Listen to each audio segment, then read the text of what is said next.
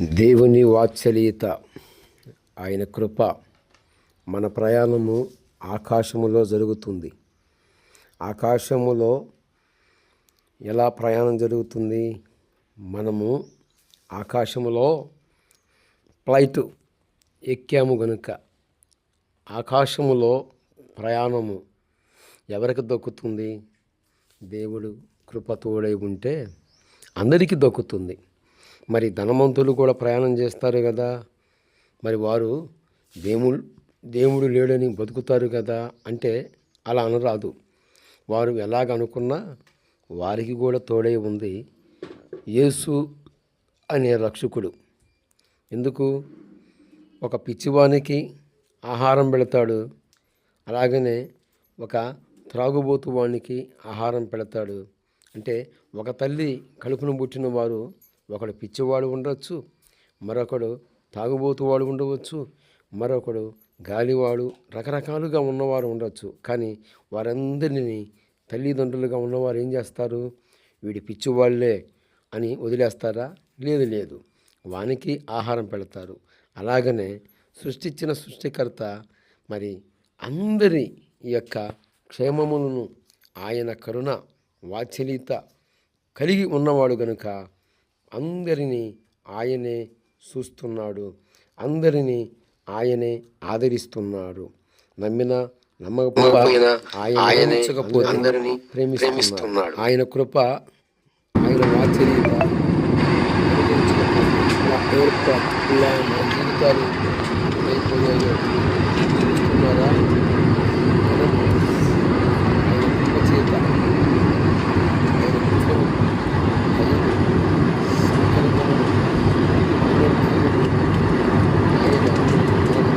ఉన్నాడని నిదర్శనం సాగదండి.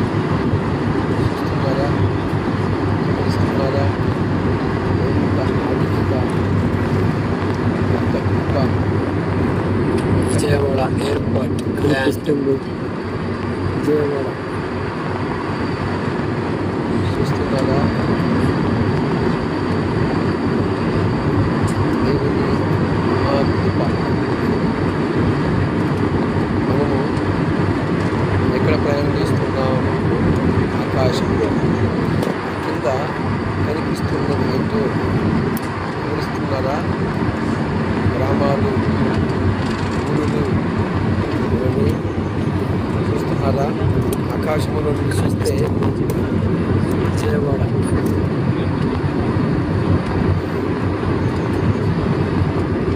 ఇంకా ఇండిగో ఫ్లైట్ ఎక్కడికి సమీపంగా విజయవాడ, దీనిని బసవాడ, విజయవాడ, గన్నవరం ఎయిర్పోర్ట్కి ఇంకా 250 కిలోమీటర్ల దూరంలో మనము ఎయిర్పోర్ట్కి దూరంగా ఉన్నాం.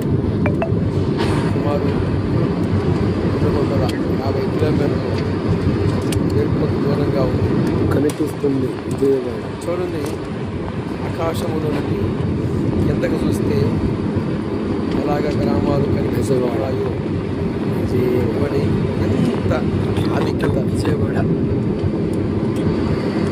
ఎంతో ఆయనకి మహిమ చెల్లించి సృష్టికర్త ఢిల్లీ నుంచి విజయవాడ ప్రయాణం చేస్తుంది. కనిపిస్తుంది విజయవాడ.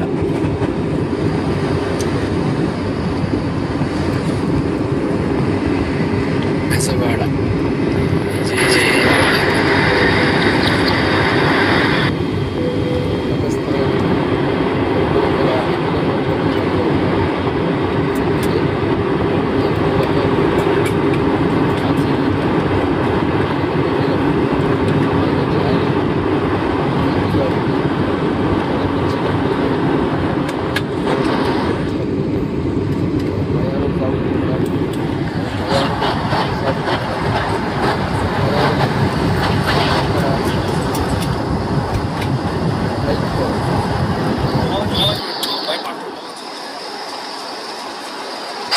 చూస్తున్నారా?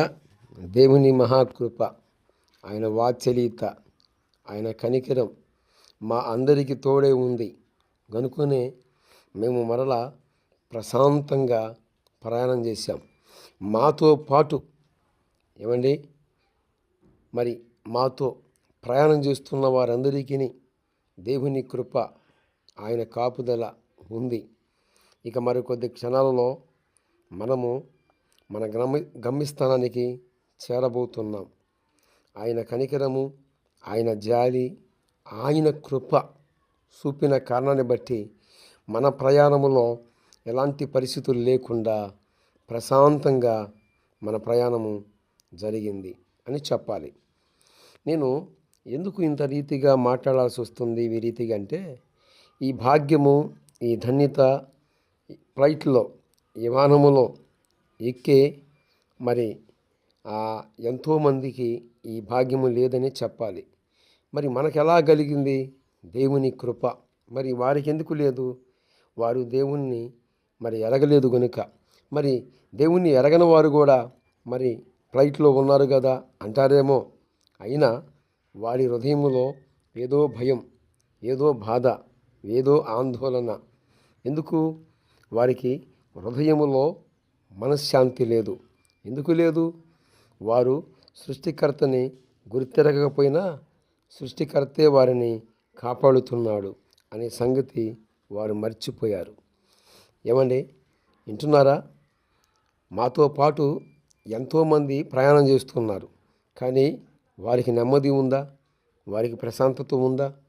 వారి గుండెల్లో ఉన్న ఆ బాధ మరి తొలగిపోయిందా అంటే తొలగిపోలేదనే చెప్పాలి. ఏదో తెలియని ఆందోళన, ఏదో టెన్షన్. మరి ధనవంతులు ఉన్నారు, ధనికులు ఉన్నారు, రాజకీయవేత్తలు ఉన్నారు. కానీ వారికి ఏదో భయం. కానీ మాకు ఏ భయము లేదు. ఎందుకు లేదు? కారణం ఏమిటి? ఇశ్రాయేలుకి తోడై ఉన్నవాడు ఆయన నరుడు కాదు, ఆయన మనుషుడు కాదు, సర్వశక్తి కలిగిన దేవుడు. ఆయన మనుషుడైతే పశ్చాత్తాపడతాడు కాదు కదా, ఆయన దేవుడు. ఈ మాట ఎక్కడ ఉంది? ఎక్కడో చూసాము కదూ. అదేనండి పరిశుద్ధ గ్రంథమైన బైబిలులో రాయబడిన మాట. ఇశ్రాయేలుకి తోడై ఉన్నవాడు నరుడు కాదు, పశ్చాత్తాపడటానికి ఆయన మనుషుడు కాదు, ఆయన దేవుడు. ఆ మాట ఎక్కడుందో? బైబిల్ గ్రంథములో ఉందండి. అదేనండి ఆ రెఫరెన్స్ ఎక్కడుందో ఏమండి? మొదటి సమూయేలు గ్రంథము 15వ అధ్యాయము 29వ వచనములో ఉన్నదండి.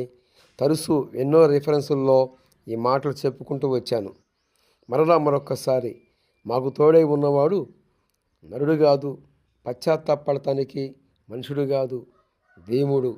చూసారా ఎంత అద్భుతంగా ఉందో? ఆకాశము నుండి చూస్తే ఆ గ్రామము ఏంటి? ఆ గ్రామము ఏ గ్రామము?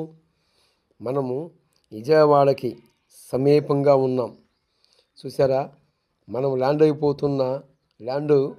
అవుతుంది ఫ్లైట్. ఎక్కడ? గన్నవరం ఎయిర్పోర్ట్. చూడండి ఏమండి, ఆకాశము నుండి కిందకు చూస్తే ఎంత అద్భుతంగా ఉందో గ్రామం. ఏమండి, ఈ గ్రామాలను చూసి, గ్రామములో ఉన్న ప్రజలను చూసి, ఆకాశం ముందున్న ఆ దేవుడు ఎవరు? మహాదేవుడును, లోక పాపములను భరించడానికి వచ్చిన ప్రభువుని యేసుక్రీస్తు వారు ఎంత సంతోషపడతాడో, ఎంత ఆనందపడతాడో, ఎంతగా ఆయన మనల్ని మరి ఆదరిస్తాడో. మనమే ఇంత సంతోషపడుతుంటే, ఇంత ఆనందాన్ని వ్యక్తపరుస్తుంటే, మనల్ని సృష్టించిన సృష్టికర్త ఎంత సంతోషపడుతున్నాడో అనే సంగతి మీరు జ్ఞాపకాన్ని తీసుకొస్తున్నారు.